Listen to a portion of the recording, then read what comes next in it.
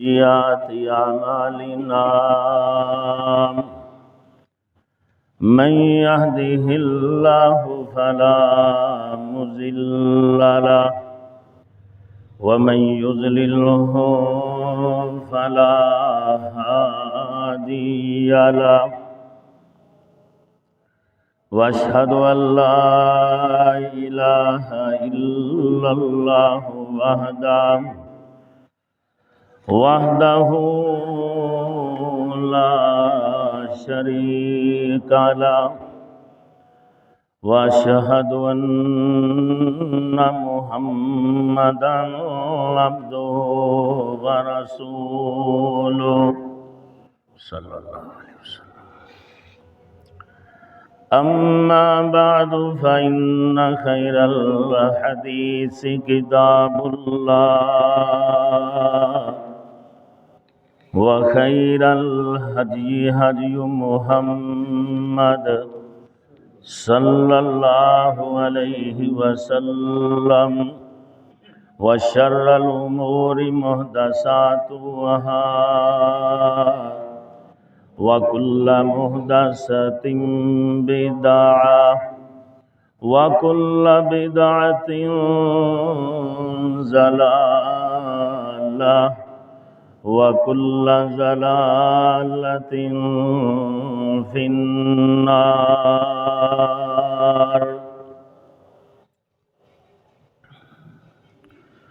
اللهم صل على محمد وعلى آل محمد كما صليت على إبراهيم وعلى آل إبراهيم إنك حميد مجيد.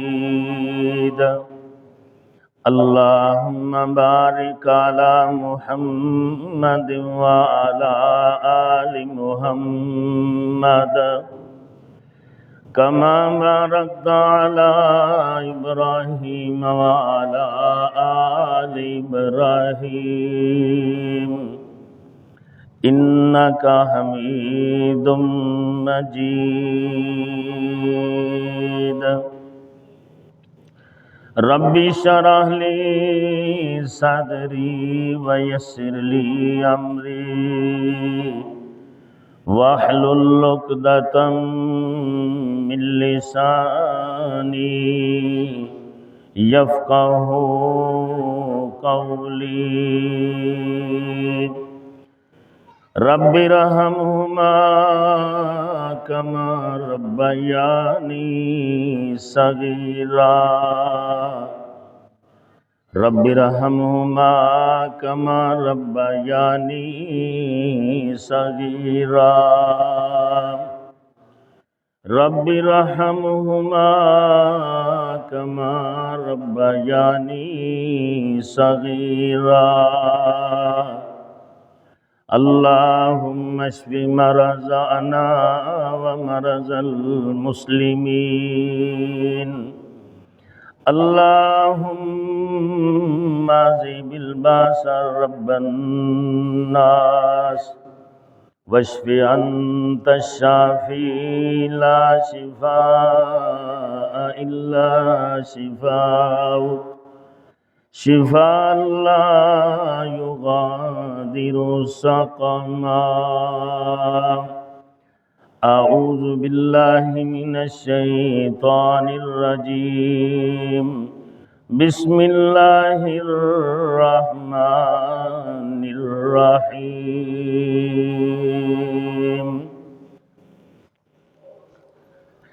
سبحان الذي أسرى بعبده ليلا من المسجد الحرام إلى المسجد الأقصى الذي باركنا حوله لنريه من آياتنا إنه هو السميع البصير.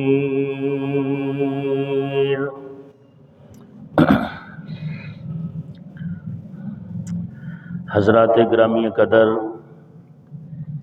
تمام قسم کی تعریفات اللہ وحدہ لا شریک کی ذات بابرکات کے لیے، اور بے شمار درود و سلام امام الاولین والآخرین جناب رسول رحمت صلی اللہ علیہ وسلم کی ذات اقدس و مقدس کے لیے۔ حضرات، واقعہ معراج بہت سارے اسباب پر مشتمل واقعہ ہے۔ اس واقعہ میں عقیدے کے متعلق، ایمان یاد کے متعلق، معاشرتی آداب کے حوالے سے ہمارے لیے بہت ساری نصیحتیں موجود ہیں۔ سب سے پہلا سبق اس واقعہ میں جو موجود ہے وہ عقیدہ کے حوالے سے ہے کہ ہر انسان پر، مسلمان پر یہ لازم ہے، واجب ہے کہ وہ یہ عقیدہ رکھے کہ واقعہ معراج ایک حقیقت پر مبنی واقعہ ہے جو رسول اللہ صلی اللہ علیہ وسلم کو بحالت بیداری جسم کے ساتھ کروایا گیا ہے، اس لیے کہ اسراء اور معراج پر ایمان لانا اللہ تبارک و تعالیٰ پر ایمان لانے کا حصہ ہے، اور واقعہ معراج کا انکار قرآن و حدیث سے ثابت شدہ معجزے کا انکار ہے، کیونکہ اللہ تعالیٰ نے واقعہ معراج قرآن کریم میں اور اپنے پیارے پیغمبر صلی اللہ علیہ وسلم کی زبان سے ہمیں بیان کیا ہے۔ اللہ تعالیٰ اور اس کے نبی کی سنت کا منکر شخص ہی واقعہ معراج کا انکار کر سکتا ہے۔ اللہ حکم الحاکمین نے اپنی پاک کلام میں ارشاد فرمایا، سبحان الذی اسریٰ بعبدہ، پاک ہے وہ ذات جس نے سیر کروائی اپنے بندے کو لیلا من المسجد الحرام، بیت اللہ سے لے کر الی المسجد الاقصی، مسجد اقصی جو فلسطین میں ہے، مسجد اقصی تک۔ مقصد کیا تھا؟ فرمایا الذی بارکنا حولہ، مسجد اقصی وہ مسجد ہے جس کے گرد و نواح ہم نے بڑی برکت رکھی ہے۔ اس سارے واقعہ کا، ساری سیر کا مقصد یہ تھا لنُرِیَہُ مِنْ آیاتنا، تاکہ ہم اپنے پیارے پیغمبر کو اپنی نشانیاں دکھائیں۔ حضرت عبداللہ ابن عباس رضی اللہ تعالی عنہ نے اس کی تصریح بیان فرمائی ہے، ہی رؤیا عین اریہا رسول اللہ صلی اللہ علیہ وسلم لیلۃ، یہ رسول اللہ صلی اللہ علیہ وسلم نے آنکھوں کے ساتھ بیداری کی حالت میں معراج والی رات اللہ کے نبی صلی اللہ علیہ وسلم نے یہ سفر کیا۔ اسری بہ الی بیت المقدس، آپ کو سفر کروایا گیا بیت المقدس کی طرف۔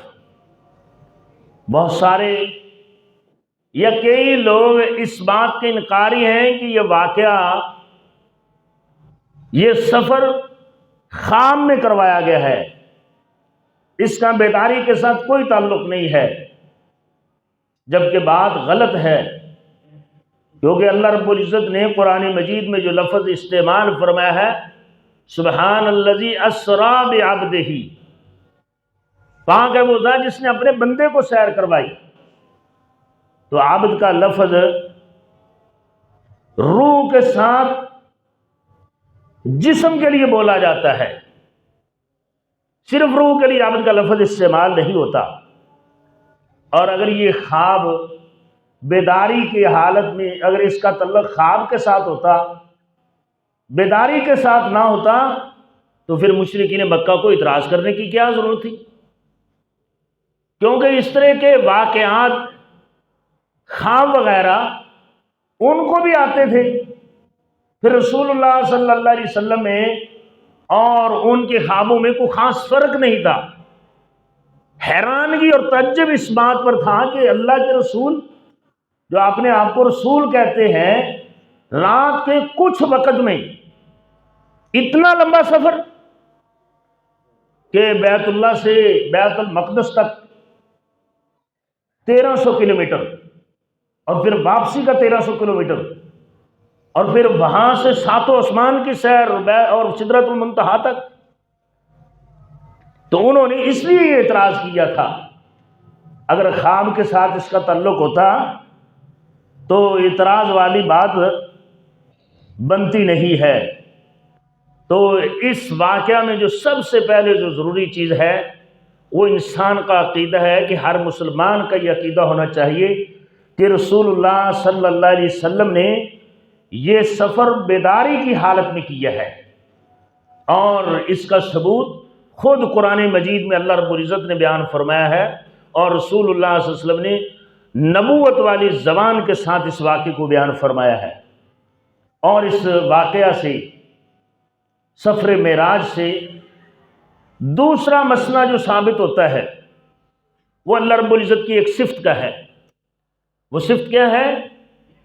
صفت علو، کہ اللہ رب العزت ساری مخلوق سے بلند ہے، وہ اوپر ہے، وہ ساتوں آسمانوں کے اوپر ہے، وہ نیچے نہیں ہے۔ جس طرح کے گمراہ کن عقائد کے حامل لوگوں کا، فرقوں کا یہ نظریہ ہے کہ اللہ رب العزت ہر انسان کے اندر موجود ہے، جبکہ بات ایسے نہیں ہے، بلکہ واقعہ معراج ہمیں بتاتا ہے، ہماری اصلاح کرتا ہے، اور اس سے ثابت ہوتا ہے کہ اللہ تعالیٰ آسمانوں پر ہے۔ اور احادیث متواترہ، یعنی بہت ساری جو تواتر کے ساتھ احادیث ہیں، ان سے بھی یہ ثابت ہوتا ہے کہ نبی صلی اللہ علیہ وسلم کو معراج کے موقع پر 7ویں آسمان تک لے جایا گیا، اور پھر وہاں سے سدرۃ المنتہا تک لے جایا گیا۔ تو اس واقعے سے معلوم ہوتا ہے کہ اللہ رب العزت کی ذات اوپر ہے۔ اللہ رب العزت کی ذات جو ہے وہ انسانوں میں نہیں ہے، وہ زمین پر نہیں ہے، ہر کون مکان پر نہیں ہے، بلکہ وہ اللہ رب العزت کی ذات اوپر ہے۔ جس طرح رسول اللہ صلی اللہ علیہ وسلم کی حدیث مبارکہ ہے، آپ نے فرمایا ثم ذهب بی الی السدرۃ المنتہا، پھر حضرت جبریل امین مجھے سدرۃ المنتہا تک لے گئے۔ ایک دوسری حدیث میں آتا ہے ثم اخذ بیدی فعرج بی الی السماء، حضرت جبریل نے میرا ہاتھ پکڑا اور مجھے آسمانوں پر لے گئے۔ اور ایک تیسری حدیث میں آتا ہے ثم عرج حتی ظہرت لی مستوی اسمع فیہ صریف الاقلام، حضرت جبریل امین مجھے اتنی بلندی پر لے گئے کہ میں نے فرشتوں کے کلموں کی آوازیں سنی۔ تو ان حدیث سے ثابت ہوتا ہے اللہ رب العزت کی صفت علو، جس کے بہت سارے معتزلہ وغیرہ اور دیگر لوگ انکاری ہیں کہ اللہ رب العزت عرش پر مستوی نہیں ہے، حالانکہ قرآن مجید کی آیت بھی ہے الرحمن علی العرش استوی، کہ رحمان اپنے عرش پر مستوی ہے۔ اور صفت علو کے بہت سارے قرآن مجید میں دیگر دلائل بھی ہیں، جیسا کہ سورۃ الاعلیٰ میں آتا ہے سبح اسم ربک الاعلیٰ، آپ تسبیح بیان کریں اپنے رب کی، الاعلیٰ جو بلند ہے، ولا یعود حفظہما وہو العلی العظیم، آیت الکرسی کے اینڈ میں آتا ہے اس اللہ کو ان دونوں کی حفاظت تھکا نہیں سکتی، آسمان و زمین کی حفاظت، وہو العلی العظیم، وہ بلند ہے اور بہت بڑا ہے۔ اور رسول اللہ صلی اللہ علیہ وسلم کہ ایک صحابی معاویہ بن حکم سلمی یا سلمی رضی اللہ تعالیٰ عنہ، ان کی ایک لونڈی تھی، وہ پہاڑوں کے درمیان بکریاں چراتی تھی۔ ایک دن ایک بھیڑیا آیا ان بکریوں میں سے ایک بکری کو اٹھا کر لے گیا۔ صحابی رسول کہتے ہیں کہ انسان ہونے کے ناطے سے مجھے بھی غصہ آیا، افسوس ہوا، جبکہ مجھے صبر کرنا چاہیے تھا۔ کہنے لگے کہ میں نے اپنی اس لونڈی کو تھپڑ رسید کر دیا۔ بعد میں اللہ کے نبی صلی اللہ علیہ وسلم کی خدمت میں پیش ہوا، یہ واقعہ بیان کیا۔ آپ صلی اللہ علیہ وسلم نے اس کو بڑی غلطی شمار کیا، بڑی حرکت قرار دیا۔ جب میں نے یہ دیکھا تو میں نے عرض کی، حضور میں اس لونڈی کو آزاد نہ کر دوں کہ میں نے اتنی بڑی غلطی کی ہے، اس کو تھپڑ مار دیا ہے۔ رسول اللہ صلی اللہ علیہ وسلم نے فرمایا اس کو میرے پاس لے کر آؤ۔ صحابی کہتے ہیں کہ میں اس لونڈی کو اللہ کے رسول کی خدمت میں لے کر حاضر ہوا۔ آپ صلی اللہ علیہ وسلم نے اس سے سوال کیا، لونڈی سے، این اللہ، اللہ تعالیٰ کہاں ہے؟ تو اس لونڈی نے کہا اللہ آسمانوں میں ہے۔ یعنی اس کا عقیدہ دیکھیں، یہ حدیث اور یہ واقعہ معراج سے ہمارے اس عقیدہ کی اصلاح ہوتی ہے۔ پہلی اصلاح اس عقیدہ کی ہوتی ہے کہ رسول اللہ صلی اللہ علیہ وسلم کو یہ سفر نیند کی حالت میں نہیں بلکہ بیداری کی حالت میں کروایا گیا ہے، تب ہی یہ رسول اللہ صلی اللہ علیہ وسلم کا اعزاز اور معجزہ بنتا ہے۔ اور دوسری اصلاح اس میں اس عقیدے کی ہے کہ اللہ رب العزت آسمانوں کے اوپر ہے۔ اس لونڈی نے کہا اللہ آسمانوں میں ہے۔ رسول اللہ صلی اللہ علیہ وسلم نے پھر پوچھا من انا، میں کون ہوں؟ وہ لونڈی کہنے لگی انت رسول اللہ، آپ اللہ کے رسول ہیں۔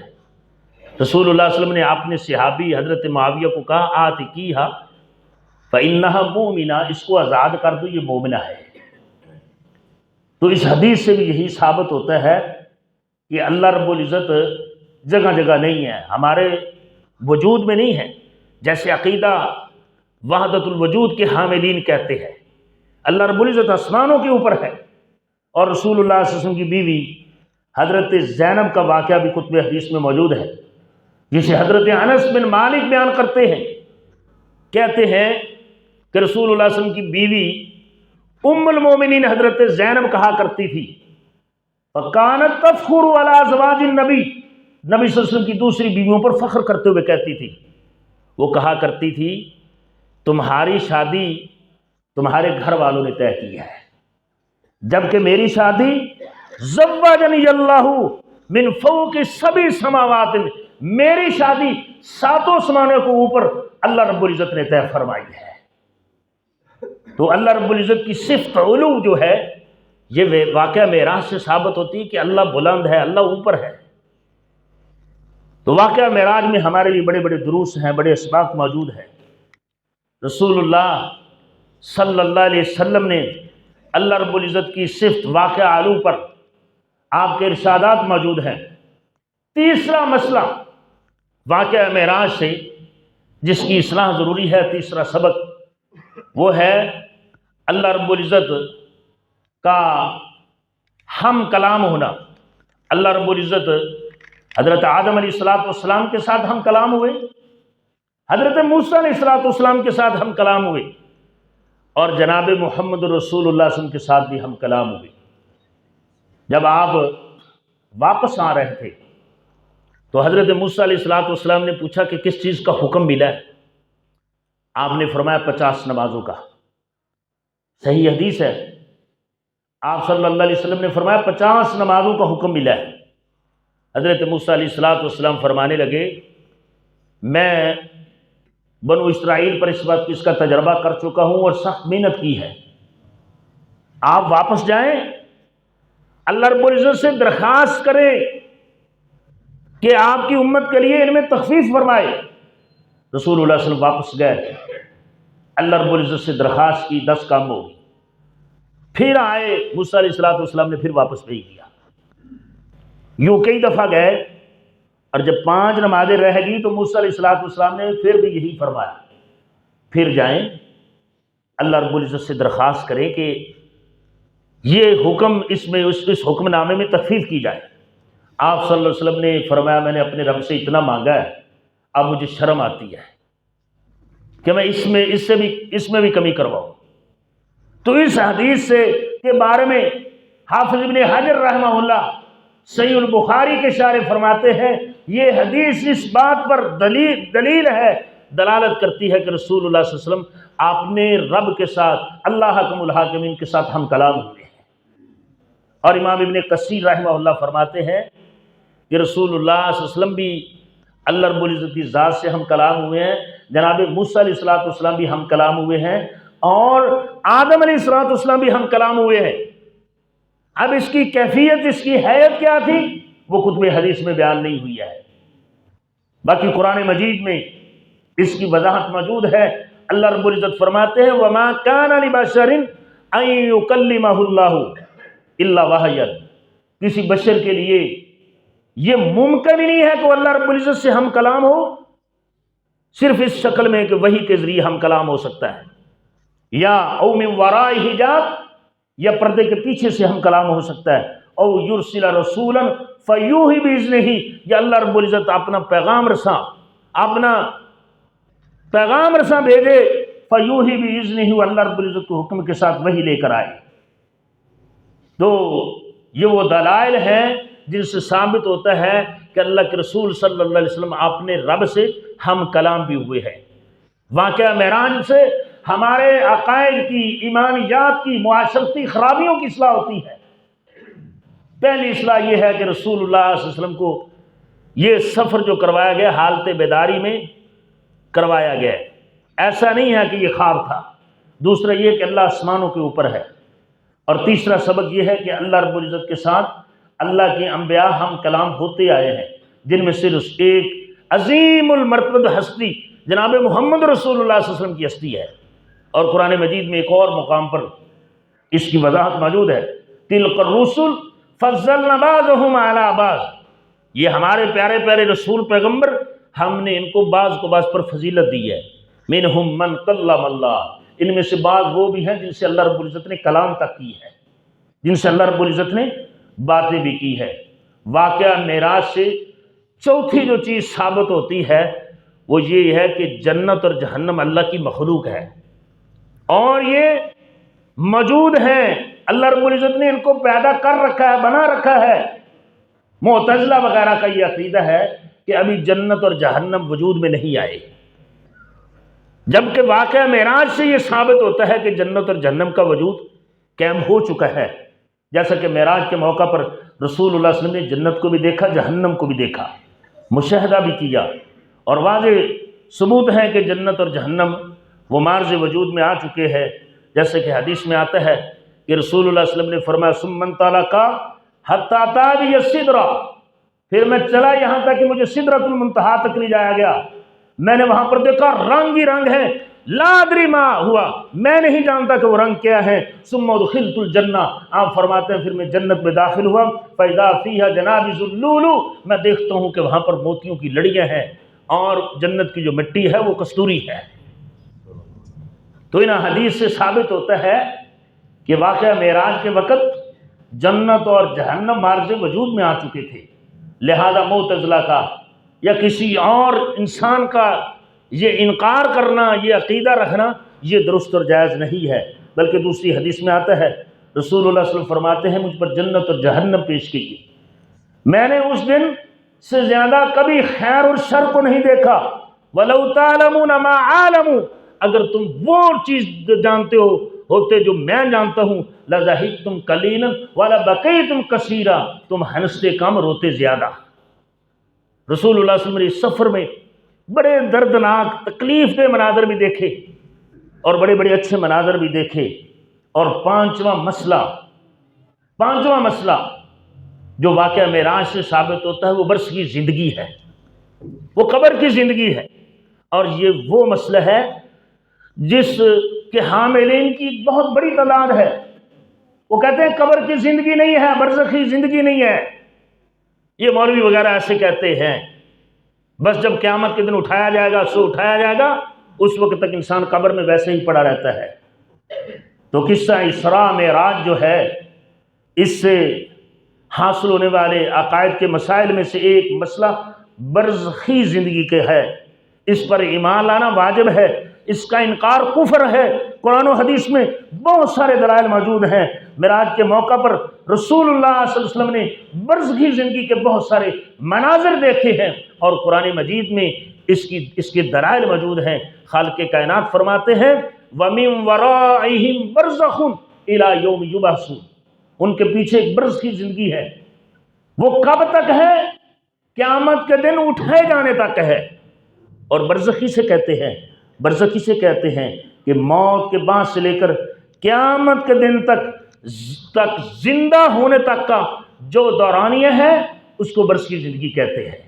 اور رسول اللہ صلی اللہ علیہ وسلم نے برزخی زندگی کے بارے میں آپ صلی اللہ علیہ وسلم کے ارشادات موجود ہیں، اور قرآن مجید میں آیات موجود ہیں، جیسا کہ آل فرعون کے بارے میں اللہ رب العزت فرماتے ہیں النار یعرضون علیہا غدوا وعشیا ویوم القیامہ ادخلوا آل فرعون اشد العذاب۔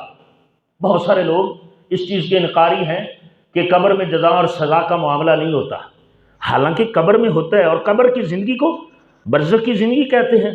جو انسان جس جگہ پر پڑا ہے، ندیوں میں پڑا ہے، نالوں میں پڑا ہے، سمندروں میں پڑا ہے، جنگلوں میں پڑا ہے اور قبروں میں پڑا ہے، وہ اس کے لیے برزخ ہے۔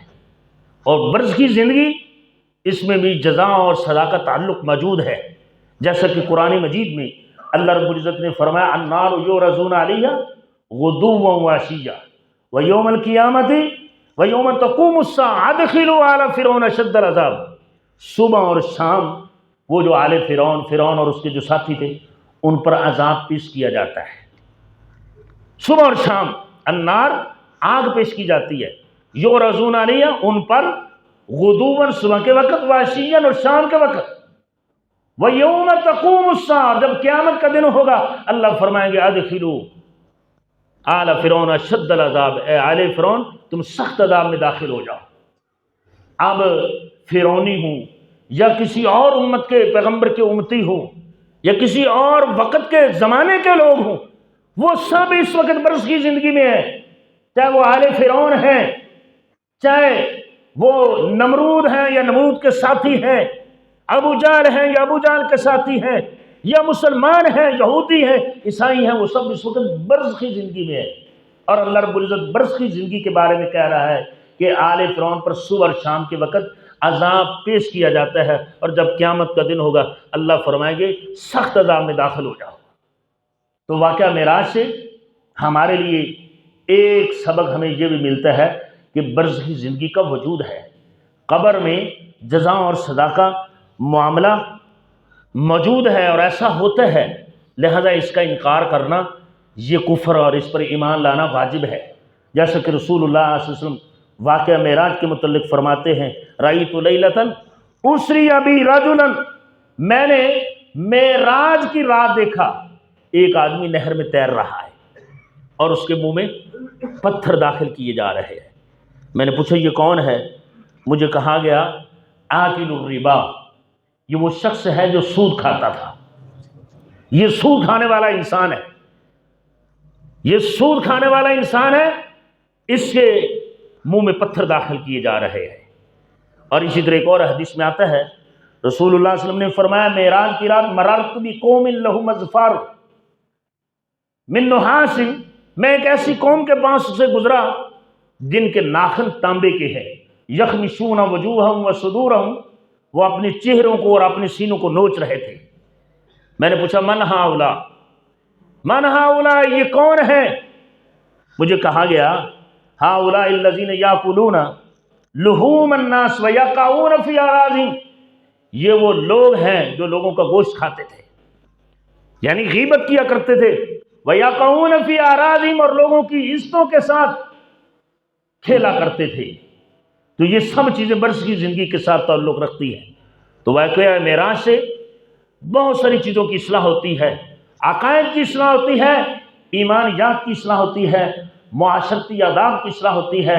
واقعہ معراج سے پہلی چیز جس کی اصلاح ہوتی ہے وہ عقیدہ ہے کہ واقعہ معراج رسول اللہ صلی اللہ علیہ وسلم کو نیند کی حالت میں، خواب کی حالت میں نہیں کروایا گیا، بلکہ بیداری کی حالت میں جسم کے ساتھ کروایا گیا ہے۔ واقعہ معراج سے دوسرا سبق یہ ہے کہ اللہ رب العزت جو ہے وہ آسمانوں کے اوپر ہے، وہ ہر انسان کے جسم میں نہیں ہے، جیسا کہ عقیدہ وحدت الوجود کے حاملین کا لوگوں کا عقیدہ ہے۔ اسی طرح تیسرا سبق واقعہ معراج میں یہ ہے کہ رسول اللہ صلی اللہ علیہ وسلم آپ نے اللہ رب العزت کی ذات سے ہم کلام ہوئے، کیسے ہوئے، کس طرح ہوئے، وہ کتب حدیث میں اس کا بیان موجود نہیں ہے۔ چوتھا سبق واقعہ معراج میں یہ ہے کہ جنت اور جہنم کا وجود ہے اور ان لوگوں کے نظریے اور عقیدے کی تردید ہے جو جنت اور جہنم کے وجود کے انکاری ہیں۔ اور پانچواں مسئلہ واقعہ معراج سے یہ ثابت ہوتا ہے کہ برزخ کی زندگی کا وجود ہے، اور برزخ میں انسان کے ساتھ اگر اچھا ہے تو اس کو اچھی جزا ملتی ہے، اور اگر اچھا نہیں ہے تو اس کے ساتھ سزا کا معاملہ ہوتا ہے۔ اور اسی طرح واقعہ معراج، واقعہ اسراء سے ایمان اور عبادت کے بھی کئی مسائل جو ہیں وہ نکلتے ہیں، کئی مسائل حاصل ہوتے ہیں۔ اس میں عقل کے پجاریوں کے لیے بھی بہت بڑا سبق ہے کہ جو شرعی امور کو محض اس لیے مسترد کر دیتے ہیں، ریجیکٹ کر دیتے ہیں کہ اس کو ہماری عقل نہیں مانتی۔ واقعہ معراج آپ دیکھیں کتنا بڑا واقعہ ہے، اس کو اگر دنیاوی اسباب کے لحاظ سے دیکھا جائے تو پھر عقل مانتی رہی ہے کہ ایک رات میں اتنا لمبا سفر، اور جب کوئی چیز عقل سے ثابت ہو، خواہ اسے عقل قبول کرے یا نہ کرے، اگر اللہ اور اس کے رسول صلی اللہ علیہ وسلم نے فرما دی ہے تو اس کو قبول کر لینا چاہیے۔ میرے بھائیوں، آنکھیں غلط دیکھ سکتی ہیں، کان غلط سن سکتے ہیں، ہمارا ذائقہ غلط ہو سکتا ہے، ہماری عقل قدم قدم پر ٹھوکر کھا سکتی ہے، لیکن اللہ اور اس کے رسول صلی اللہ علیہ وسلم کی بات غلط نہیں ہو سکتی، چاہے اس کو عقل مانے یا عقل نہ مانے۔ اگر دنیاوی اسباب کے لحاظ سے دیکھا جائے تو عقل پھر اس واقعہ معراج کو نہیں مانتی، جیسا کہ ابو جہل نے جناب حضرت ابو بکر صدیق رضی اللہ عنہ کو کہا تھا کہ دیکھو تمہارا ساتھی کیسی باتیں کرتا ہے، کہتا ہے ایک رات کے کچھ وقت میں میں اتنا لمبا سفر طے کر کے آ گیا ہوں، واپس بھی میں بیت المقدس گیا ہوں، بیت المقدس سے پہلے آسمان پر گیا ہوں، دوسرے تیسرے ساتویں آسمان، اور وہاں سے سدرۃ المنتہا تک گیا ہوں، اور پھر میں راتوں رات واپس آ گیا ہوں۔ ابو بکر دیکھو تمہارا صاحب، تمہارا ساتھی کیسی باتیں کرتا ہے۔ تو واقعہ معراج سے ہمارے لیے ایک سبق یہ بھی ہمیں ملتا ہے کہ اللہ اور اس کے رسول صلی اللہ علیہ وسلم کی بات کو اپنی عقل پر نہیں پرکھنا چاہیے، بلکہ عقل کو اللہ اور اس کے رسول کی بات پر پرکھنا چاہیے۔ ہماری عقل معیار نہیں ہے، سانچہ نہیں ہے، کسوٹی نہیں ہے حق ہونے کا۔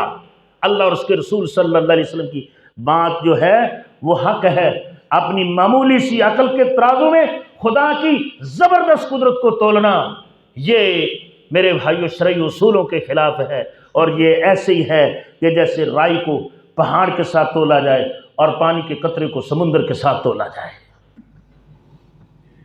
اسی لیے واقعہ معراج کو مشرکین مکہ نے نہیں مانا تھا، انہوں نے اپنی عقل کے ترازو پر تولا تھا کہ 1300 کلومیٹر مکہ المکرمہ سے بیت المقدس بنتا ہے، اور پھر واپسی پر 2600 کلومیٹر بنتا ہے، اور پھر پہلا آسمان، دوسرا، تیسرا، ساتواں اور سدرۃ المنتہا تک اتنا لمبا سفر محمد رسول اللہ صلی اللہ علیہ وسلم کہتے ہیں کہ میں رات کے کچھ وقت میں کر کے آ گیا۔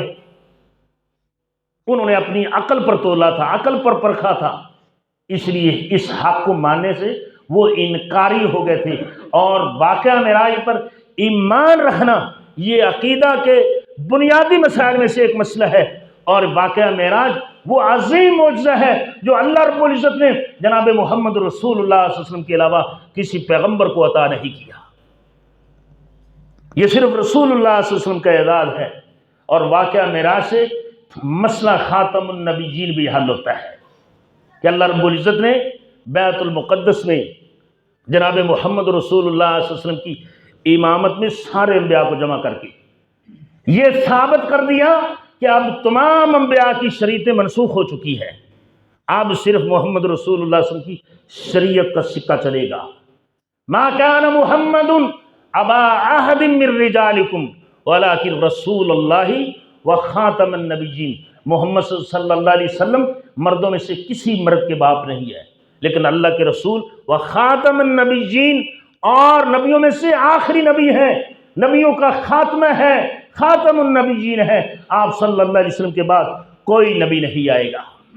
واقعہ معراج میں بہت بڑے بڑے ہماری اصلاح کے لیے، امت کی اصلاح کے لیے، درستگی کے لیے بہت بڑے بڑے اسباق ہیں، عقائد کے اسباق ہیں، ایمانیات کے اسباق ہیں، معاشرتی بہتری کے اسباق موجود ہیں۔ آپ دیکھیں اللہ رب العزت نے شریعت کے جتنے احکام، جتنے مسائل اللہ رب العزت نے امت پر فرض فرمائے وہ حضرت جبریل امین کے ذریعے، وحی کے ذریعے فرض فرمائے۔ لیکن نماز کا مسئلہ ایسا عظیم مسئلہ ہے، اتنی اہمیت کا حامل مسئلہ ہے کہ اللہ رب العزت نے اس تحفے کو عنایت کرنے کے لیے، عطا کرنے کے لیے محمد رسول اللہ صلی اللہ علیہ وسلم کو اپنے پاس بلایا۔ یہ اتنا عظیم مسئلہ ہے، اتنی اہمیت کا حامل ہے، ورنہ اللہ رب العزت نے بہت سارے احکام و مسائل نازل فرمائے تو وحی کے ذریعے نازل فرمائے، حضرت جبریل امین کے ذریعے نازل فرمائے۔ لیکن جب نماز کی باری آئی، اللہ رب العزت نے اپنے پیارے محبوب جناب محمد رسول اللہ صلی اللہ علیہ وسلم کو اپنے پاس بلا کر 5 نمازوں کا، پہلے 50 کا اور تخفیف کر کے 5 نمازوں کا تحفہ دیا۔ تو اس واقعہ میں ہمارے لیے بہت بڑی اصلاح موجود ہے۔ اسی طرح رسول اللہ صلی اللہ علیہ وسلم فرماتے ہیں، واقعہ معراج میں آپ صلی اللہ علیہ وسلم فرماتے ہیں کہ میرے سامنے دودھ پیش کیا گیا، ثم اُتیت بِإِنَاءٍ مِّن خَمْرٍ وَإِنَاءٍ مِّن لَبَنٍ، آپ فرماتے ہیں کہ میرے سامنے شراب پیش کی گئی، میرے سامنے دودھ اور شہد پیش کیا گیا۔ آپ صلی اللہ علیہ وسلم فرماتے ہیں فَأَخَذْتُ اللَّبَنَ، میں نے دودھ کو پکڑ لیا، فقال ہی الفطرہ، مجھے کہا گیا کہ یہی وہ فطرت ہے التی انت علیہا و امتک، جس پر آپ اور آپ کی امت ہے۔ رسول اللہ صلی اللہ علیہ وسلم نے فطرت کو اختیار کیا ہے، سیدھے راستے کو اختیار کیا ہے، ٹیڑھے راستے کو اختیار نہیں کیا، مثبت چیز کو اختیار کیا ہے، منفی چیز کو اختیار نہیں کیا، صحیح چیز کو اختیار کیا ہے، غلط چیز کو اختیار نہیں کیا۔ انسان جب فطرت کو چھوڑتا ہے وہ پھر سیدھے راستے سے بھٹک جاتا ہے، گمراہ ہو جاتا ہے۔ لہذا راستہ بھی فطرت پر مبنی ہونا چاہیے، سوچ بھی فطرت پر مبنی ہونی چاہیے، اور چیزیں بھی وہی اختیار کرنی چاہیے جن کی بنیاد اللہ رب العزت نے فطرت پر رکھی ہے۔ رسول اللہ صلی اللہ علیہ وسلم نے فرمایا مجھے واقعہ معراج میں یہ چیزیں پیش کی گئیں تو میں نے دودھ کو پکڑا، مجھے کہا گیا کہ آپ نے فطرت کو اختیار کیا ہے جس پر آپ اور آپ کی امت ہے۔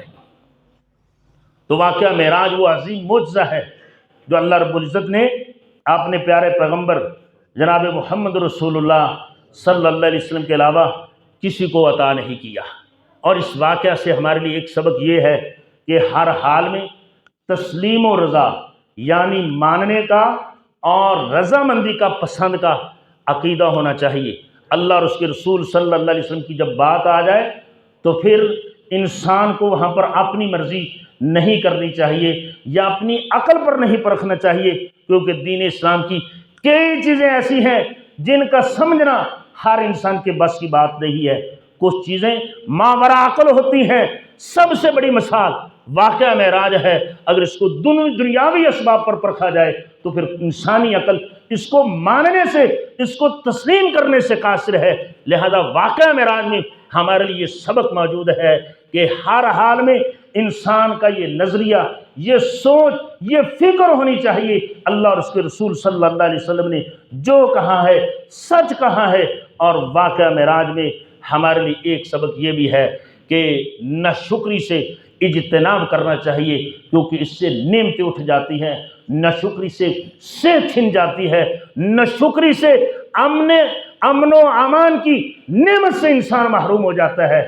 جیسا کہ رسول اللہ صلی اللہ علیہ وسلم نے واقعہ معراج کے متعلق آپ نے فرمایا اریت النار، میں جہنم دکھایا گیا، فَإِذَا أَكْثَرَ أَهْلِهَا النِّسَاء، میں نے دیکھا جہنم میں خواتین کی کثرت ہے، میں نے دیکھا جہنم میں خواتین کی کثرت ہے، یکفرن العشیر و یکفرن الاحسان، مجھے کہا گیا کہ کیا وہ اللہ رب العزت کے ساتھ کفر کرتی ہیں؟ میں نے کہا نہیں، بلکہ اپنے شوہروں کی ناشکری کرتی ہیں۔ احسان فراموشی کرتی ہیں۔ لو احسنت الی احداہن الدہر، اگر آپ زمانہ بھر ان کے ساتھ حسن سلوک کرتے رہیں، ثم رأت منک شیئا، اگر کسی ایک دن کسی قسم کی کوئی کمی کوتاہی دیکھ لے تو وہ کہتی ہیں ہم نے زندگی بھر تجھ سے سکھ کا سانس نہیں پایا، کوئی بلائی نہیں دیکھی، کوئی خیر نہیں دیکھی، ما رأیت منک خیرا قط۔ رسول اللہ صلی اللہ علیہ وسلم نے فرمایا اس احسان فراموشی کی بنا پر میں نے جہنم میں دیکھا خواتین کی کثرت ہے۔ یہ کوئی معمولی خرابی نہیں ہے، یہ بہت بڑی خرابی ہے۔ جب انسان احسان فراموشی کرتا ہے تو پھر اللہ رب العزت اپنی نعمتوں سے محروم کر دیتے ہیں۔ اسی طرح میرے بھائیوں، واقعہ معراج میں بہت بڑے بڑے ہمارے لیے اسباق ہیں۔ ہمارے عقائد کی اصلاح ہے، ایمانیات کی اصلاح ہے، اس میں معاملات کی اصلاح ہے، اسی طرح ہمارے معاشرتی آداب اور زندگی گزارنے کے حالات و واقعات کی اس میں اصلاح ہے، اور اسی طرح اس میں غرور اور گھمنڈ سے اجتناب کرنے کی اصلاح موجود ہے۔ آپ دیکھیے اللہ کے رسول صلی اللہ علیہ وسلم کو اللہ پاک نے یہ معجزہ عطا فرمایا، اپنے کسی پیغمبر کو عطا نہیں کیا۔ آپ کی حضرت جبریل امین سے ملاقات ہوئی، آپ اللہ رب العزت کی ذات سے ہم کلام ہوئے، آپ نے جنت کو دیکھا، جہنم کو دیکھا، آپ حضرت آدم علیہ السلام کو ملے، حضرت ابراہیم علیہ السلام کو ملے۔ اتنا بڑا اعزاز، اتنا بڑا پروٹوکول، لیکن جب واپس آئے تو آپ صلی اللہ علیہ وسلم کے تعامل میں، آپ صلی اللہ علیہ وسلم کے رویہ میں ذرا برابر تبدیلی نہیں آئی، غرور نہیں آیا، گھمنڈ نہیں آیا۔ مجھے اتنا بڑا عہدہ ملا، اتنا بڑا اعزاز ملا، نہ آدم کو ملا، نہ حضرت ابراہیم کو ملا، نہ موسیٰ کلیم اللہ کو ملا، کسی پیغمبر کو نہیں ملا۔ مجھے اتنا بڑا عہدہ، اتنی بڑی عظمت، اتنی بڑی شان ملی ہے، لہذا میں ان سے منفرد ہوں۔ نہیں، اللہ کے رسول صلی اللہ علیہ وسلم واپس آئے تو عاجزی کے پیکر بن کر آئے، سفر معراج پر گئے تو عاجزی کے پیکر بن کر گئے۔ اللہ کے نبی صلی اللہ علیہ وسلم جیسے پہلے غریبوں کی مدد کرتے تھے، واپسی پر بھی غریبوں کی مدد، مظلوموں کی مدد، بیواؤں کی مدد، بچوں کی مدد، اور انسانیت کے ساتھ، جانوروں کے ساتھ، حیوانوں کے ساتھ اللہ کے رسول صلی اللہ علیہ وسلم حسن سلوک کرتے گئے۔ میرے بھائیوں، اگر نعمتیں ملے، مال و دولت ملے، حسن جوانی ملے، اور اسی طرح اچھا کاروبار، بزنس ملے، اللہ رب العزت کی نعمتیں ملیں، تو پھر اس کا مطلب یہ نہیں ہے کہ انسان کے رویے میں گھمنڈ اور غرور آ جائے، اس کا تعامل بدل جائیں، اس کے رویے تبدیل ہو جائیں، بلکہ حق یہ بنتا ہے کہ اللہ رب العزت کے شکریہ کے طور پر اس انسان میں پہلے سے زیادہ عاجزی پیدا ہو، اس انسان میں پہلے سے زیادہ نرمی آ جائے، اس انسان میں پہلے سے زیادہ شفقت کا جذبہ پیدا ہو جائے۔ یہ واقعہ معراج کا وہ عظیم سبق ہے جو اللہ کے رسول صلی اللہ علیہ وسلم نے عملاً بھی بیان فرمایا، سیرت سے بھی بیان فرمایا، حکماً بھی بیان فرمایا۔ تو الغرض میرے بھائیوں، واقعہ معراج ہمارے عقائد کی اصلاح کرتا ہے، ان لوگوں کی اصلاح کرتا ہے جو کہتے ہیں کہ اللہ کے رسول صلی اللہ علیہ وسلم کو بحالت خواب، نیند کی حالت میں یہ سفر کروایا گیا، جبکہ قرآن و حدیث کے بے شمار دلائل اس عقیدے کا رد کرتے ہیں کہ اللہ کے رسول صلی اللہ علیہ وسلم کو یہ سفر بیداری کی حالت میں کروایا گیا۔ اس واقعہ سے دوسرا عقیدہ جو ثابت ہوتا ہے کہ اللہ رب العزت انسانوں کے دلوں میں، جسموں میں نہیں رہتے، جیسا کہ نظریہ وحدت الوجود کے حاملین کا یہ عقیدہ ہے، بلکہ اللہ رب العزت ساتوں آسمان اوپر ہیں۔ اور تیسرا وہ عقیدہ جو ہمیں واقعہ معراج سے ملتا ہے کہ اللہ کے رسول صلی اللہ علیہ وسلم اللہ رب العزت سے ہم کلام ہوئے، اور اسی طرح غرور اور گھمنڈ سے اجتناب کا ہمیں یہ سبق ملتا ہے، اور اسی طرح ناشکری سے اجتناب کا ہمیں سبق ملتا ہے۔ اسی طرح ہمیں یہ سبق ملتا ہے واقعہ معراج سے کہ رسول اللہ صلی اللہ علیہ وسلم نے تمام انبیاء کی امامت کروائی ہے، آپ خاتم النبیین ہیں، تمام نبیوں کی شریعتیں منسوخ ہو چکی ہیں۔ اسی طرح واقعہ معراج سے ہمیں یہ نصیحت ملتی ہے کہ نماز کا معاملہ بڑا اہمیت کا حامل معاملہ ہے۔ اللہ رب العزت نے جتنے احکام و مسائل نازل فرمائے ہیں وہ وحی کے ذریعے نازل فرمائے ہیں، لیکن جب نماز کی باری آئی ہے تو اس کی فرضیت اللہ رب العزت نے اپنے پیارے محبوب جناب محمد رسول اللہ صلی اللہ علیہ وسلم کو اپنے پاس بلا کر فرمائی ہے۔ اسی طرح واقعہ معراج سے جنت اور جہنم کے اس بات کا ہمیں عقیدہ ملتا ہے، اور اسی طرح برزخی زندگی، قبر میں جزا اور سزا کا جو مسئلہ ہے وہ بھی واقعہ معراج سے ثابت ہوتا ہے۔ جس طرح رسول اللہ صلی اللہ علیہ وسلم نے سفر معراج میں بہت سارے لوگوں کو دیکھا اور ان کی برزخی زندگی کو دیکھا، ان کے ساتھ جزا اور سزا والا معاملہ دیکھا، تو اللہ رب العزت ہم سب کو اس واقعہ سے جو ہمارے لیے نصیحت آموز باتیں ہیں، جو دروس ہیں، ان پر عمل کرنے کی توفیق عطا فرمائے۔